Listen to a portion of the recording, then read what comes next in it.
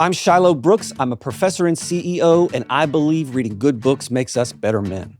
Today, I'm sitting down with Colin Quinn. Colin is a comedian, actor, and author. A Confederacy of Dunces by John Kennedy Toole, published in 1980, changed Colin's life. Today, I'm asking him why. This is Old School.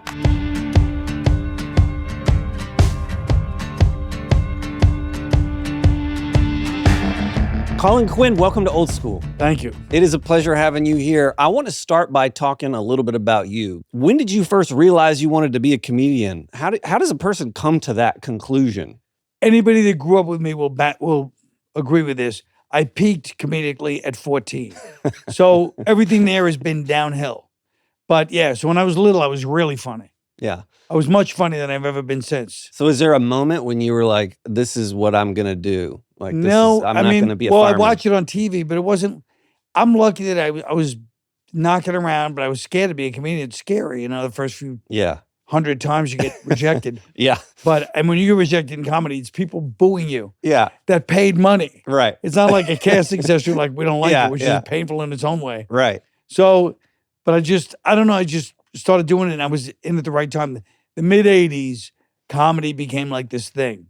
So when I came in, there happened to be a lot of people doing it. So you had an instant community. Yeah. Yeah. You assigned me a 500-page book. I don't know that every comedian out there would be like, hey, let's do a 500-page book, but that's what you did.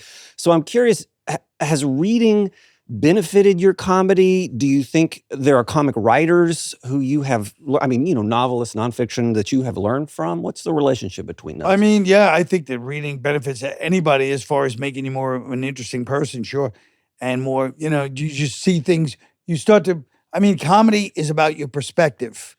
And we're all talking about the same subjects, but it's how you look at it that makes you go, oh my God, that person, I never looked at it that way. That's what's so funny, So, of course, reading is going to shift your perspective constantly. That's what it does.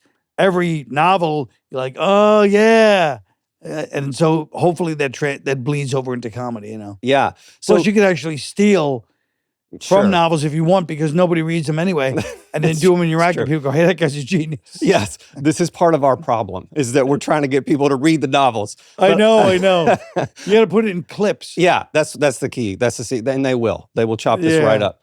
So you recommended John Kennedy Toole's Confederacy, a Confederacy of Dunces. Yeah. This is an American classic. Can you tell me, when you first read this book, where were you? How old were you? How did it hit you when you read it? I was 19. I don't know why I read it. Maybe I was 20 or 21. I forget. But I was young. It just came out. It was like it won the award it won at the time. Pulitzer. Yeah. The Pulitzer. Yeah. And the subways in New York in those days were just graffiti-covered hellholes. People going to the subway. And everybody that read it used to read books on the subway. And that's what people, illiterate America, yeah. You'd go on the train and everybody'd be reading books. That's beautiful. Or the newspaper. Beautiful. That was it. Yeah. Nobody didn't have a newspaper or a book. Phone. You know? Yeah. And we all had the same experience. I was embarrassed because I started laughing on a quiet train, laughing out loud. Yeah. And then I read that people had the same reaction when they read Don Quixote back in the 15th, 16th century, whenever it was. In the middle of Spain, they'd be laughing out loud. Yeah. And it's got similarities to Don Quixote. We should discuss. The character. But I read it and I couldn't believe I was in love with it from the beginning. And I've read it so many times since because I'm in love with it. It's every page just makes me laugh. Old School is proudly brought to you by the Jack Miller Center. In a time when our democracy faces real challenges, one question matters more than ever. Are we preparing the next generation to understand and uphold the principles that define America? At the Jack Miller Center, they believe the answer begins in the classroom. Their mission is bold: to revive the teaching of America's founding ideas, documents, and history on college campuses, in K-12 schools, and beyond. Since 2004, the center has built a national network of over 1,300 scholars who are bringing the American political tradition to life for students across the country. And through their Teach for Freedom campaign, they're working to reach millions more by 2026, our nation's 250th anniversary. Because a strong democracy depends on informed citizens. If you believe in the importance of civic education and want to help prepare the next generation to carry on our democracy, join us at jackmillercenter.org. That's jackmillercenter.org. Were you into comedy at that point? Were you a comedian at that point? No, I was not a comedian, no. Yeah? What were you doing in your life? I was knocking around different jobs. In New York City? Yeah. Yeah. I worked for, in office jobs, and I worked in bar, mostly restaurant work. Yeah. Yeah. And so you're reading Confederacy of Dunces, and you laugh out loud at this book. Did it occur to you when you were reading it that you could do something similar? Or no, I've made a couple of attempts over the years to write something similar. It never worked out. Yeah. Not that I did. I probably should have worked harder, but I because it's such a standard to be held to. But it's my favorite. I can't believe how funny it is. I can't believe how funny it is today. Yeah, it's such a distinctive book too. I mean, there's not another book like it other than maybe Don Quixote, which we should talk about. This book has a real distinguished and odd publication history that I think we should familiarize people with. Do you know much about that? I'll let you kind of tell the story. Well, what happened was Walker Percy, who was the writer himself, was at LSU, and this mother comes to him and goes, my dead son wrote this book, and it was literally handwritten. And he goes, she was trying to get in touch with him for weeks. He's avoiding him. Finally, she catches him, tells the story. My son wrote this masterpiece, and he talks about you all the time. And, he never got it published. He was supposed to be published by these people. They never did it. And this guy's like, oh, my God, this lady's dead son. He goes, out of conscience, I'll read a couple of pages. It was all smeared. He goes, it was written, in those days. It wasn't even typed. Big cheap tablets. But, So he starts reading. He goes, oh, no, it's not bad enough for me to put down in good conscience. I have to keep reading it, the first few pages. And he keeps reading it. He goes, that's funny. And suddenly he goes, I start laughing. I realize I'm reading like the greatest comic masterpiece of the 20th century. And that, he's read everything. And so that's how it got published. Yeah. And so for people who don't know, Walker Percy, we did an episode on Percy, The Moviegoer is what he's, a novel called The Moviegoer, which is an amazing Southern Gothic novel. Walker Percy is in Louisiana teaching, I think, and is given this manuscript. Yeah. And John Kennedy Toole was an odd man. I mean, if you read about him, he committed suicide at age 31. Prior to that, he was himself a literature professor, as I understand it. And was himself, in fact, I read his mother would get him to act when he was 10 years old and do comedy shows and these kind of things. So he had some experience of this, but clearly a very pained human being. No, but he was pained. Well, the novel is partly him, but it's partly based on some other guy. Other people, But he was pained because I blame Robert Gottlieb, the famous New Yorker editor, who was supposed to edit his book. I read a whole book about Old Ignatius Rising. Right. And so that guy sabotaged that novel 10 different times. Right. And that's what made him kill himself. Right. I'm not saying he didn't have his own problems. I'm saying I'm not gonna let them off the hook. I'm letting society off the hook on Confederacy of Dunces. He's on my enemy list when I see him in heaven. So Toole's mother, desperate to get this thing published, takes this thing to Percy. Percy reads it and is like, this thing is brilliant. The thing gets published 11 years after it's written. Himself. Yeah. And so it was written before that. He wrote it over 15, 16 years. Yeah. It was published in 1980. Right. He posthumously wins the Pulitzer Prize for this novel in 1981. It's unthinkable, by the way, that a novel like this would win the Pulitzer Prize today, which says something about the Pulitzer Prize. Don't get me started on that kind of thing. But that's what happened, and it becomes this novel of kind of American distinction alongside Walker Percy as this kind of Southern Gothic New Orleans thing. So for people who don't know A Confederacy of Dunces, it's a hard book to summarize, but I'm going to ask you to do it. What is this book about? Like, give us the story arc so you and me can dive in. It's about a very overeducated mama's boy who's doesn't want to have a job, but it feels like he's looking to restore monarchy to the United States in the 1960s. Yes. Against all odds. Yes. He's overeducated. He's like all into medieval literature and all this kind of thing. Yeah. He is, for lack of a better term, very overweight. Very overweight. Kind of a what we would describe today as an incel. I mean, it's funny you say that. It has and we should get into this, it has a contemporary resonance. He lays in his bed, he masturbates a lot, I hate to say. That's right. He can't hold down a job. He lives with his mom. Like, it's this whole situation. The internet doesn't exist in the 60s, but if it did, he'd be on it. He'd be on it all day and night. You're right. Yeah. So let's try He'd be to commenting on everything. I want to read for folks the epigraph to this book, which I think will give us some entry point into discussing the pathology of Ignatius Reilly, which I think resonates more in 2026, maybe even than it did in 1960, for reasons you and me just kind of alluded to. So let me read this. This is what appears at the epigraph of the book before it starts. It's a quote from Jonathan Swift, who was the great author, people don't know, of Gulliver's Travels, which everyone should read. It's amazing. When a true genius appears in the world, you may know him by this sign, that the dunces are all in confederacy against him. And then it starts. And so what do you think of that quotation? What does that mean? Well, it means that, that you know somebody by their enemies. Of course it's self-serving for Ignatius, but I love it. Yeah. Yeah.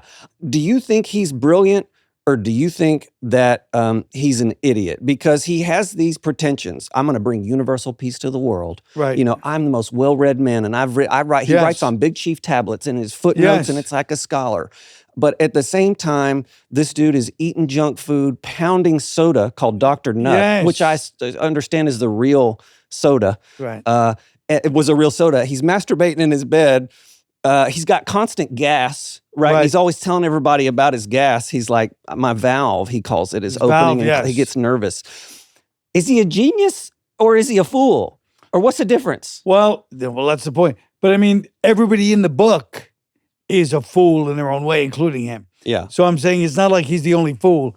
It's everybody's kind of duncy. You know what I mean? Like, all these people, all the other characters who are also hilarious, are all fools in their own way. Yeah. And everyone's thinking they're doing one thing and they're doing another. So he's as guilty as everyone else. Do any of them see it, or do they? The Levies, none of them see it. None of them see it. They just know a guy like him, like, upends the world. He's like a real disruptor, to use a modern term, an accidental disruptor of everything. So, everything he does is just psychotic. Yeah. What do you think when taking a guy like Ignatius? He has these lofty ideals, and he fails to live up to them. Like we talked about, there's this scene where he's like, you know what I'm going to do?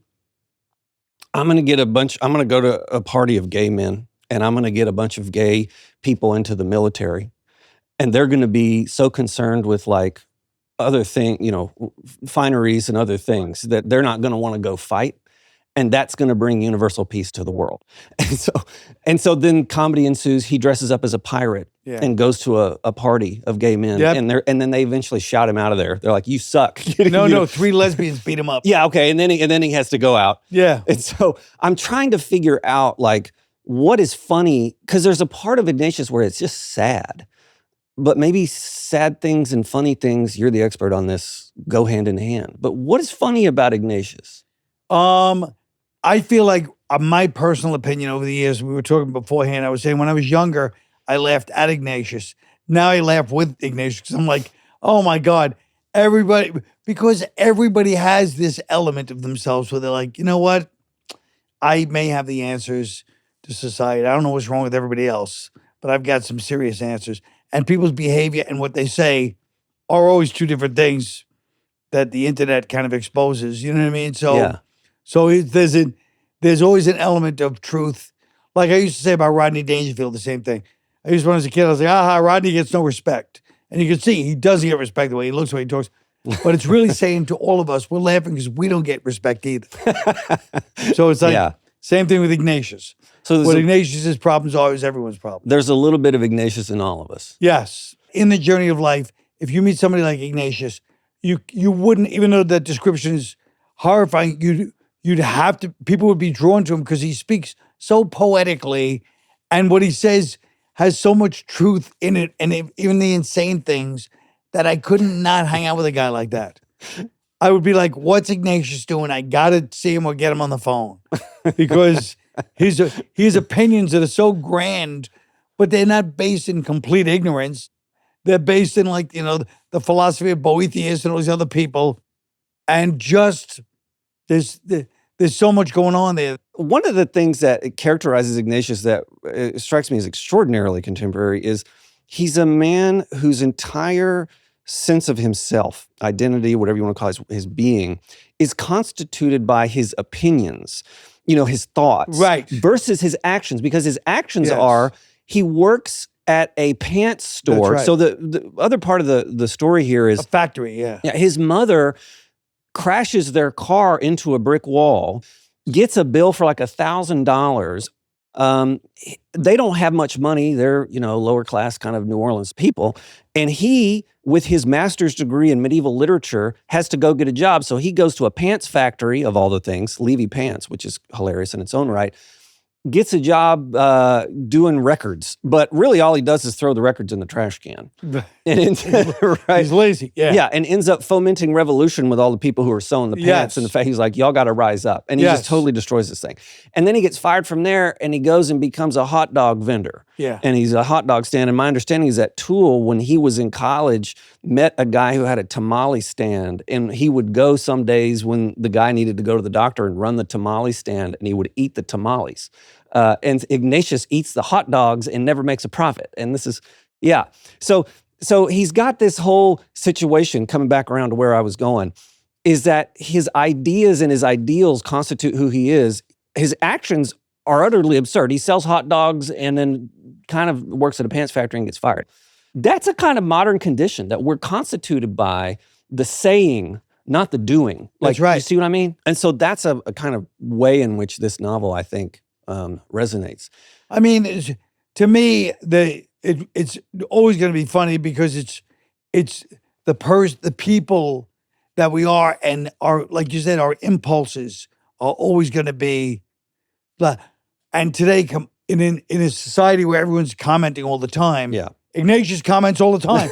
That's his thing. He'd be online all day, outraged, going, "How dare!" I mean, this guy goes to the movies, Yeah. just to yell at the screen and gets thrown out of the movies for who produced this? Yeah. This is a disgrace. You said earlier that there's a kind of Don Quixote resonance here, and I've heard people make that comparison before. Sure. Don Quixote, for people who don't know, written by Cervantes, a great Spanish novel. In Don Quixote, the premise is that Don Quixote is a man out of time. He's a modern man, but he rides around on his horse as though he's a medieval knight. Right. And that makes it hilarious. Right. Of course, Ignatius is a medieval scholar, which is Toole. Yes. I mean, you're right.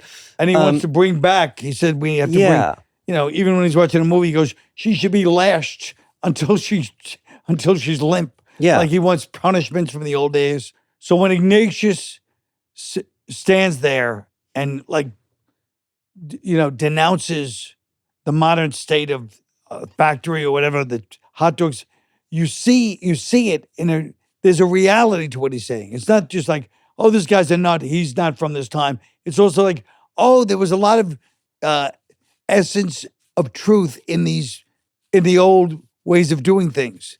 You know what I mean? So it's like, it makes you, I feel like it hits people like, that's funny because there's an element there that I'm like, yeah, I wish we could have that clarity. Yeah, it makes a lot of sense. And it does, it does result in some hilarious things. Let's talk about maybe another character. You've got this character, Myrna. Is that her name? Myrna Minkoff, Myrna yes. Minkoff. She too is, I know this is the 60s, but you feel like you could go to any liberal arts college on the East Coast and I've taught at a lot of them, and go in and she's in the classroom. Yes. Can you talk about her and who she is and what her situation is? I mean, he's the incel, she's the woke activist, and they get together, and even the way he describes them getting together is because here's what's funny too in the novel. He describes it in this lofty way, and you can just imagine all the other people just being horrified and leaving the scene. I'll read the description if you want, because that'll clarify her better than I ever could. Let's do it. Do you know where it is? No. Okay. Myrna. We're about to find it. By the way, speaking of incel, so about 5 years ago, I see these articles where people are like turning on Confederacy of Dunces. Oh, yeah? Yeah. So tell me about that. Because I feel like they felt the mockery of the Myrna stuff, and the Ignatius being an incel was problematic. So it was both, like the incels and the woke? Because you said... No, it was wokeness. Okay. Yeah, all right. Of course. And it just infuriated me. It infuriates me to this day. was just a brief thing 5 years ago. Yeah, well, so many things were brief things 5 years ago. Yeah, they were. in that vein. Here's what it says. Ready? Myrna, I met a young woman. We went to college. She was a young, offensive, loud maiden from the Bronx. This expert from the Grand Concourse was attracted to the table I was holding by the singularity and magnetism of my being. As the magnificence and originality of my worldview became explicit through conversation, she began attacking me on all levels, even kicking me under the table rather vigorously at one point. I both fascinated and confused her. In short, I was too much for her. The parochialism of the ghettos of Gotham had not prepared her for the uniqueness of your working boy. She believed that all humans living south and west of the Hudson River were illiterate cowboys, or even worse, white Protestants. I don't wish to especially defend white Protestants here. I am not too fond of them myself. Soon, Myrna's brutal social manner had driven my courtiers from the table, and we were left alone, all cold coffee and hot words. When I failed to agree with her braying and babbling, she told me I was obviously anti-Semitic. Her logic was a combination of half-truths and cliches, her worldview a compound of misconceptions, deriving from a history of our nation as written from the perspective of a subway tunnel. She dug into her large black valise and assaulted me with greasy copies of Men in Masses, Broken Barricades, Surge, and Revulsion. You see, she was an active member of Students for Liberty, Youth for Sex, the Black Muslims, Friends of Latvia, Children for Miscegenation, the White Citizens Council. Myrna was, you see, terribly engaged in her society. I, on the other hand, older and wiser, was terribly disengaged. Myrna was decidedly masochistic. She was only happy when a police dog was sinking its fangs into her black leotards, or when she was being dragged feet first down stone steps from a Senate hearing. So that describes her. Doesn't get any better than that. I invite your reflections on her now. Given what Ignatius is, we've talked about, he's kind of a modern incel type. You could see him on the streets in 2026. Yes. She's the same way. Yes. Who is this? Like, I mean, it's a love story in many ways because at the end of the book, which, spoiler alert, that's fine, yeah. She's there at the end too. So it's kind of a love story between an incel and an activist. Yeah, like they kind of get together. A woke activist and incel kind of get together. Yeah. Or at least they've alienated everybody else, so they kind of have each other. Yeah. They're drawn to each other because they're the only two that are totally compassionate and committed. And the rest of the world is just... Maybe you've just solved our polarization problem. Like, this should happen. Like, these two radical... Yeah. Like, y'all should all just get together. Yeah. No, it really is an interesting... those relationships still existing. Of course, that was the beginning of these kinds of things. So that's why he was a genius. Yeah. This only began in the 60s. Yeah. For both sides of that, I guess. But it's so prescient. You know, we should tell people there are other colorful characters. Like some of the ones that stick out in my mind, there's a woman who's a stripper who like is trying to put together a show where a bird takes off her clothes when she's on stage. Yeah. I mean, you know, there's a woman who owns a bar and she's selling pornography to teenagers and gets arrested and all this kind of thing. There's a lot of colorful folks in this book. But let's talk about this. So this book won the Pulitzer, which is kind of astonishing. It's a piece of art in a weird way. Like, I think a lot of people might read this book, and when you read it out loud, you've got clearly a talent for delivery and all that kind of stuff. You've been working your whole life on it. It's hilarious. But I can imagine a person sitting in their room reading this book being like, this is just weird. I don't even know that this is a lot funny. of people don't like the book. So let's talk about this book as art, because it won the Pulitzer. It's high literature. I mean, we're talking about a guy passing gas and this kind of thing. And but at the same time, it wins the Pulitzer Prize and becomes, alongside The Moviegoer, a kind of Southern Gothic, Flannery O'Connor, you know, like it's this whole tradition. What kind of art is this? Why is this high art, you know? Well, I mean, I think it's because it's poetically, it's so, you know what I mean? It's written so beautifully, like the language, every page, even when just now I was looking for that page, every page I'm reading and I'm crying with laughter because there's these people, you know, and Ignatius is judging every one of them, but phrasing it perfectly. And like you said, he's a dunce, they're dunces, everybody's crazy. And I guess it's high art in the sense that it's observing every facet of society and saying, here's why they're crazy too. Yeah. But in almost a loving way. Yeah. And it's knowingly pretentious. Like, art is high art, Pulitzer Prize with the Nobel Prize. It's it can be pretentious. This is pretentious, but Ignatius is pretentious. I mean, you read some of it, but it knows it. And it's amazing that it won these prizes in these circles where there are sophisticated literary, and then you get Ignatius doing, I love that about this book. Yeah, me too. New Orleans itself is a character in this book. And as I understand it, people from New Orleans have a special attachment to this book. Yeah. Part of the brilliance is Toole making the city a character. I'd never been to New Orleans at the time when I read it. But the people in New Orleans, the language, like I was like, oh, the mother. I mean, the mother is like a real New Orleans lady. And the way she talks is so funny. And she's having this conversation, just a typical, it could be anywhere in the world with like, oh my God, my heart goes out with her friend. And they're in the kitchen. And she's like, oh my God, people got it rough. And he's like, oh, he's yelling in the bedroom, commenting on their conversation. Yeah. Like they probably do every day.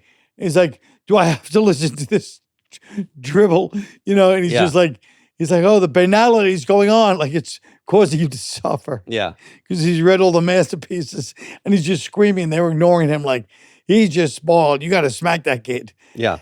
It's like the people of New Orleans are such characters in it. It's really interesting. No, I agree. And you feel like you're there in a way that's really extraordinary.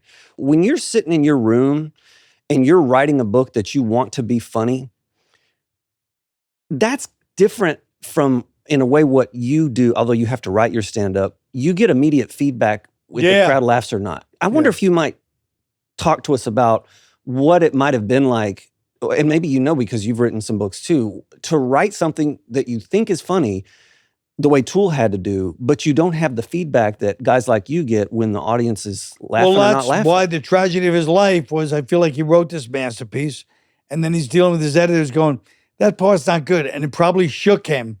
Yeah. He probably wasn't, confident enough to be like, no, that's great, I'm not changing it. You know what I mean? Yeah. He's dealing with this legendary editor who's telling him, according to the book, the things the editor was saying were just horrific. Yeah.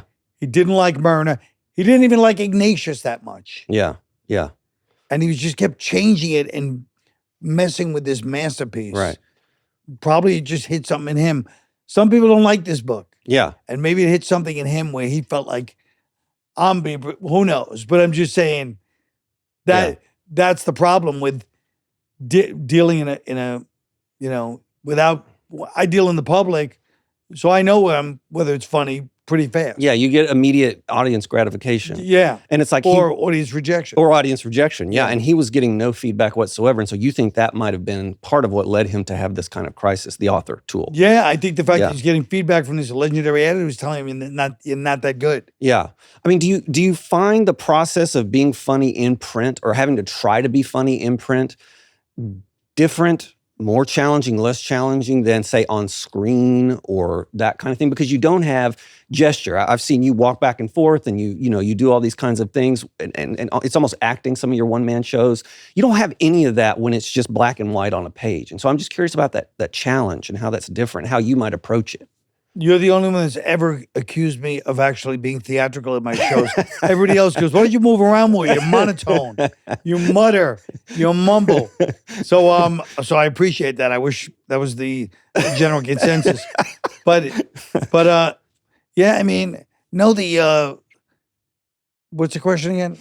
It's something like the challenge that Toole would face having only black and white and none of the props. You sometimes have a set behind you, like when you did this American Constitution. Oh, right. You don't have anything like that. Right. And so I'm trying to think about the comedic writing process and how you would approach having to be funny in black and white versus on screen or in front of. Well, you're right. I mean, it is definitely, to read something off a page and laugh is like really amazingly hard. Yeah, you're right. I guess it's the character. Look, when the characters are funny, it's like the same as a movie. When you're watching a movie, it's not stand-up. Stand-up is the words. Yeah. But it's still people's reaction or whatever you're acting out, but it's the words. But in a movie or in a novel, if you're not interested, I used to always say, like, if I see a movie and Jim Carrey's in the movie and it says a man going to sit at lunch, you're like, oh God, we got to sit through the lunch scene.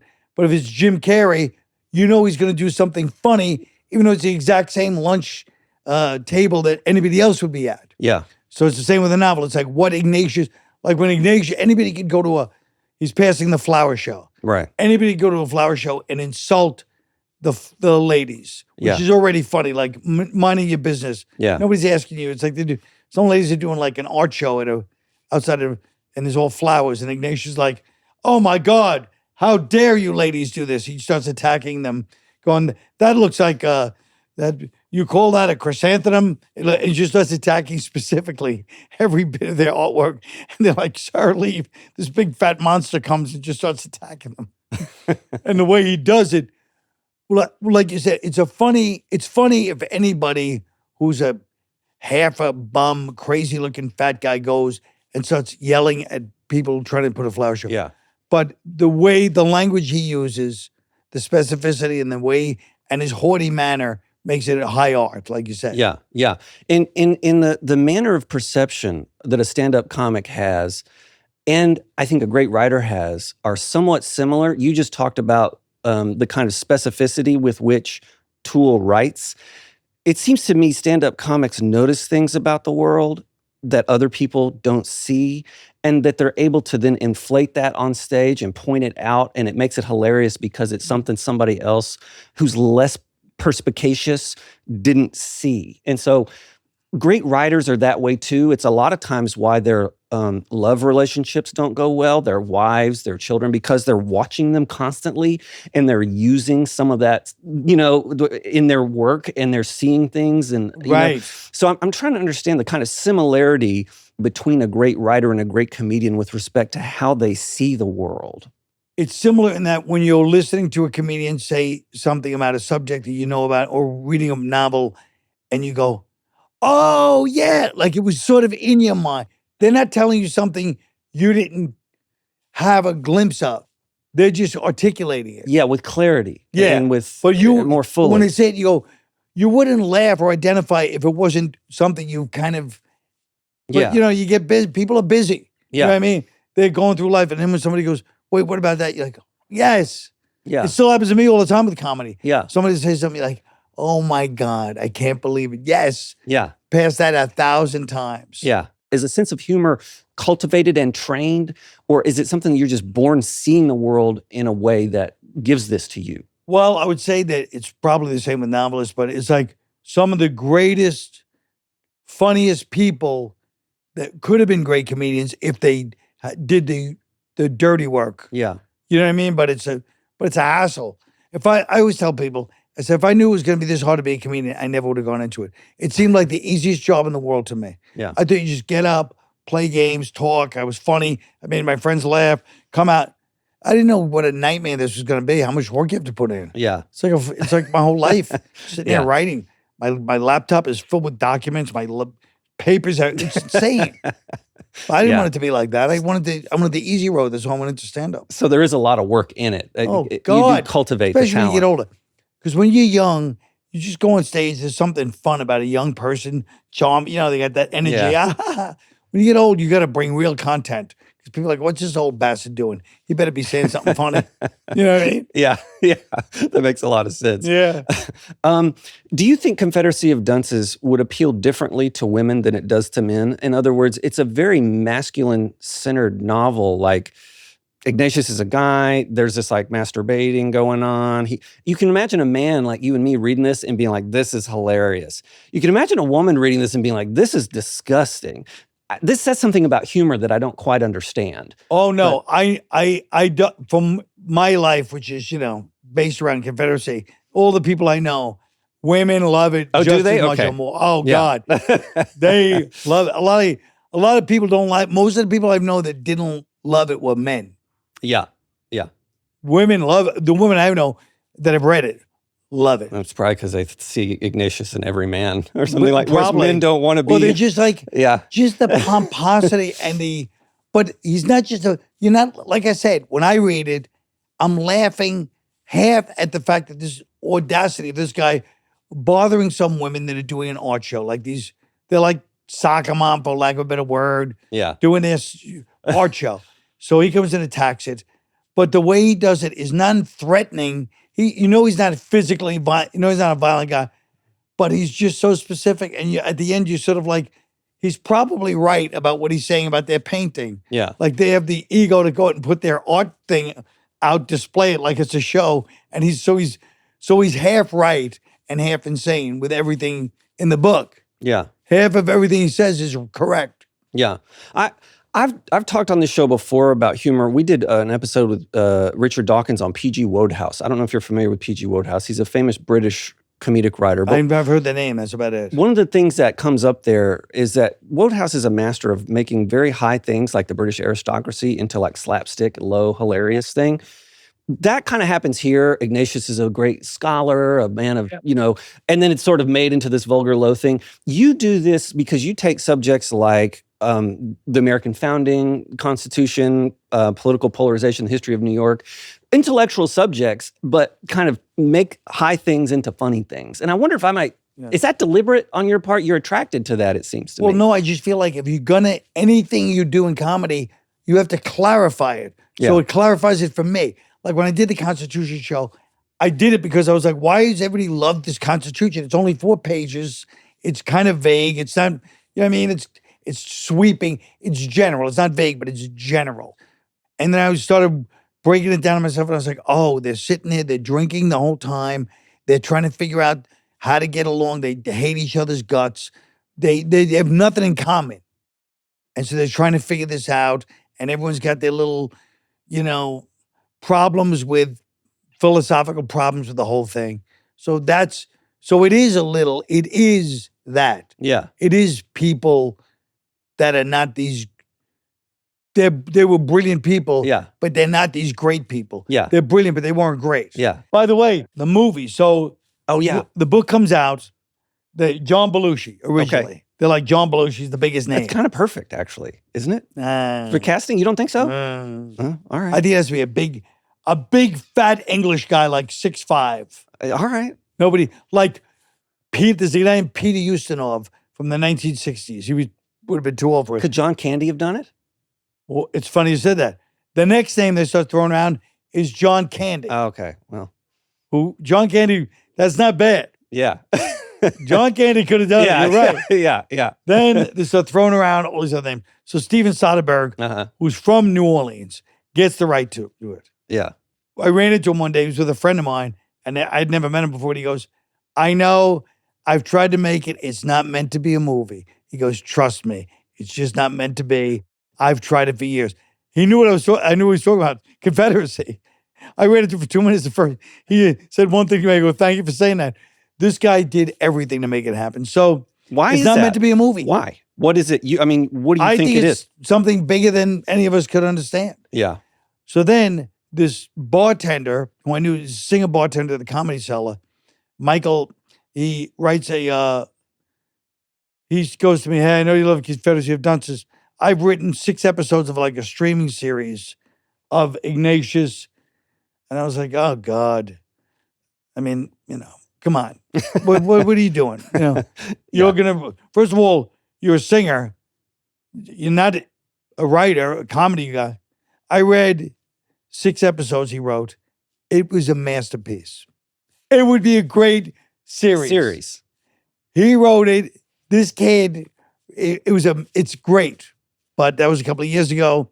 We tried to get it around, me and my other friend, but it didn't work. No, and nobody, getting people to make things, Yeah. Unless you really have real juice. Yeah. You think it's not going to happen. But it was a masterpiece. Yeah. And I've run into over the course of my life, I saw somebody yesterday walking down the street. I go, Ignatius. Just these big, monstrous, oversized, crazy people. And I saw just yesterday, I go, Ignatius. And I've seen about 20 of them in my lifetime where I'm like, Ignatius. Yeah, there is. That's why I think it'd be the movie or the miniseries would be better today than even 10 years ago. Like, because what you and I have talked about, this is kind of the world. You know what I mean? It's the world in which we live. And this guy wrote it. Yeah. He wrote the streaming episodes. This would be the way to go. But, if you have if you're really interested and you have millions of dollars, contact me. I'll contact him. Colin Quinn, contact You can him. go talk to him. Yeah. Because he did it. It was amazing. I read it. I go, oh God, I didn't want to read it. Just like Walker Percy. Yeah. I'm like, I don't want to read his version. Right. And I'm going, this is great. Right. The word of the day is picaresque. This is the genre of Confederacy of Dunces. It's a genre in which a kind of low and down and out hero goes on episodic adventures. So some examples of this would, of course, be the Confederacy of Dunces, but the most famous would probably be Cervantes' Don Quixote, where you have this character who is chivalric, but who goes on episodic adventures that are hilarious. And comedy is often a big part of picaresque novels. Another famous example would be Mark Twain's Huckleberry Finn, where Huck is a kind of down and out character with a sort of ancient moral center who goes on episodic comedic adventures. Picaresque. So, the past 5 years, comedy's had a tough time of it. There was a period of time in which it almost felt like we weren't allowed to laugh. I'm curious if you think those times have passed now and if things are kind of lightening up and comedy is returning to its rightful place in our culture. Look, I mean, comedy, there was a time when that was happening. Then there's another reaction against it. But sometimes, you know what I mean? Like I believe I like comedy to be insightful and intelligent. Yeah. You know what I mean? Like that's what I like. And I'll tell you exactly what I think happened with comedy as far as when it became cancelable or whatever, right? People that normally wouldn't go to comedy clubs, that would not want to be interested in comedy clubs, suddenly they're at comedy clubs right here. Mm-hmm. So they're like, hey, I hate this. Mm-hmm. So they're watching on their phone. They wouldn't have been at a club. Right. But they're at a club. So I think that affected a lot of, so there's things that are, of course, there's things that offend me. Yeah. But too bad. That's not the way we decided to do it here. You know what I mean? Right. Just because it offends you doesn't mean it shouldn't be done, because things offend me. There's things I don't like, even in comedy. I'd love to say, hey, but you know what I mean? That's not the way we play here. Is there a line that and you said you were offended by certain aspects of comedy, although you don't think, of course, we should be clear that those people should be canceled or not permitted to say what they're going to say. But what is that line for you? I'm curious that, starts to make you feel uncomfortable. I mean, you know it when you see it. Like, you know what I mean? Like, I'll give you one example, which is an old example, but it's like if somebody's in the crowd, let's say you're at a show, let's say it's parents and the daughter and her boyfriend. Yeah. And if somebody starts getting sexually graphic, asking questions about the daughter with the boyfriend in front of the parents, I get offended by that. Yeah. It just makes me like, well, why are you doing that? Yeah. But I mean, I understand comedy clubs, there's no line. I'm not allowed to, nobody's allowed to say what transgressive is, but you know it when you see it. Yeah. When a whole room goes, oh, that's wrong, then you should take a hint. Yeah. But, yeah. Like you can do whatever you want, but I'm just saying what I personally don't like is stuff like that. Yeah. When you're making people uncomfortable for the benefit of the rest of the crowd. To me, that's just, you know what I mean? Yeah. That's like low life behavior. It's something like belittling or insulting an individual human being in a crowd of others. Well, belittling and insulting a human being in a crowd of others is a big part of comedy. So I can't deny it. That's fine. But I mean, I always quote this guy, Jack Simmons, who goes, folks, come on, it's comedy. Somebody's got to get hurt. Yeah, somebody's got to be made fun of. Yeah, but if it's bully, like if that person starts trouble with you and you don't belittle them, people get mad because that person represents everybody in their life that bullies them. I see. So, but if it's just some nice person that's trying to enjoy the show. Yeah. Like sometimes if people get asked that question, he says one thing and they just kill him. I'm like, come on, man. Give the guy a break. Yeah. Fair. So it's like I said, it's all these lines that are so movable that it's hard to, that's why it's not up to anybody to say this is it. But sometimes you just gut goes, that's just wrong. And you just feel it as a human being. but it can't be like a policy. Quick lightning round. You can answer these as quick or not quick as you want. But do you have a favorite non-comic writer? We've talked a lot about comic writing, but do you have a kind of, Well, this guy is obviously my favorite. Yeah. I mean, but that's only one book. And it's comic. You're saying, non-comic. Non-comic. I mean, Charles Dickens, Shakespeare. I mean, Shakespeare's comic. Shakespeare's guy, yeah. All right, what about Charles Dickens? That's good. Too funny, though. Yeah, he's pretty funny. So Dickens, right, Shakespeare, you like that? But Dickens, Shakespeare, who doesn't like that? Yeah. I mean, non-comic, Eugene O'Neill. Yeah. He's not funny. Yeah. He's not funny at all. Yeah. Every time they put his play on, you can see one guy's like, I'm going to make this one funny. It's like, nope, not working. Couldn't do it. Right. You said in an interview I heard that basically all TV shows are the same. There's like somebody, you can talk about why that is. So I'm curious to hear, why is that the case? And then do you have a favorite TV show? They're all the same because it's just like they're putting out this like imaginary world all the time. That must have been a recent interview because they're putting out an imaginary world. Uh-huh. And it's the most cautious society under the guise of being the most edgy. Right. Yeah. So they're boring. And so with that said, do you have a TV show that you think does it right? No, I mean, like everybody else, I love The Sopranos and The Wire and those kind of shows. Yeah. But those shows were just, they were specific in the characters. Mm-hmm. But even they were cautious in a certain way, but they were great, yeah. Who's the funniest person in show business today? The funniest person in show business? I mean, but it's hard to say, but I mean, like, them when you see them. Like, take somebody like Peter O'Toole. Like, Peter O'Toole was just funny. And there's no, like, I mean, I'll tell you some of the funniest performances I've ever seen was Kevin Kline in a movie called Soap Dish. I've been obsessed with this my whole life. And by the way, Kathy Moriarty was in Soap Dish. She was hilarious. But Kevin Kline in Soap Dish, this is stupid little obscure movie. Not stupid. I loved it. Yeah. And Kevin Kline plays, and I was just on the phone coming out of here talking about Matt Dillon in Something About Mary. Oh, yes. I mean, these performances are really hilarious. Right. Is there, I went on the internet and it told me that your peers often refer to you as a comics comic. What does that mean? And do you like that? I do like it because it's certain comics, from when I started, the comics loved me. Mm-hmm. The audience hated me. What's the difference? Like, what are the comics? The difference is money. There's not enough comics to make a good career out of this. But there's a lot more audience than there are comics. Yeah. So the comics loving you is great. Yeah. For your ego, but it's not good for your career. Yeah. But I mean, from the day one, the comedians used to come up to me. I would be bombing, and the comedians go, "You're great." That's the only thing that kept me in comedy. Yeah. Could America benefit from a better sense of humor now, do you think? Well, I mean, America could always benefit from a better sense of humor. The problem with America's sense of humor, and I hate to say this because I live in this country and I love it, is they don't understand irony all the time. So if you go to even Canada and I say some things and I go, oh yeah, I wrote that as a joke originally, but being here all the time, I forgot it was a joke. It seems like a setup. Yeah. Canada's making you look unironic. You happy? Never mind England and Ireland, Yeah. Best heckle you've ever had thrown at you? First of all, there's no such thing as best heckle. We don't. Most memorable heckle. No. I'm not going to encourage.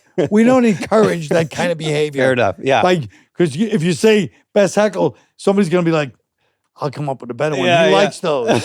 I'm going to impress him. Yeah. You're not impressed because we heckles. We're going to be putting you down. Right. And trying to do exactly that belittling we talked about. We want to ruin, not your night. We want to ruin your life. We want to leave you with one remark, the hecklers, one remark that sticks with you for the next 30 years. All right. So you are among I want to tell, this is a compliment. You're like the first real New Yorker I've ever met. And by that, I mean, I'm here all the time. These people come out here from LA. They're doing their job. They're kind of coming to New York. You are a real New Yorker, born and raised. Sure. I really appreciate that. I hear all the time from, I used to teach at Princeton, live in New Jersey. You're the first real Texan I've ever met. So you've got the accent and everything. Birds of a feather on that. So what is the funniest thing about living in New York City? I I mean, I have a whole special about it. Yeah. But one of the funniest things in the special is how people, what other people think is rude, we think is polite. Yeah. So like, if you go to a store and I'm waiting online and you're ahead of me and you go to the guy, how are you doing today? Oh, that's good. And you go into a long, slow conversation. I guess the funniest thing is we'll always have to pull up short because people in front of us, not from New York, are waiting. They're taking their time. They're looking at the subway turnstile before they go through it. Yeah. And we're just like you never stop until you die. Yeah. You're just it's a constant motion until you drop dead. And it almost has to be. Yeah. Yeah. Okay. Last question. Best food in New York? I mean, there's so many places. Obviously, pizza. Obviously, Joe's Pizza for a slice. I mean, it's a very underrated. I mean, I don't know the best food. I mean, I do know the Comedy Cellar, the Olive Tree, is underrated. Yeah. Okay. They've had hamburgers for like 40 years. I feel like they're as good as any hamburger in the city, and they're cheap. And and their wings are famous. But I mean, but I feel like their hamburgers like this underrated thing. Yeah. Colin Quinn, thank you for being on Thanks so Old much. School. Thank you so much for having me.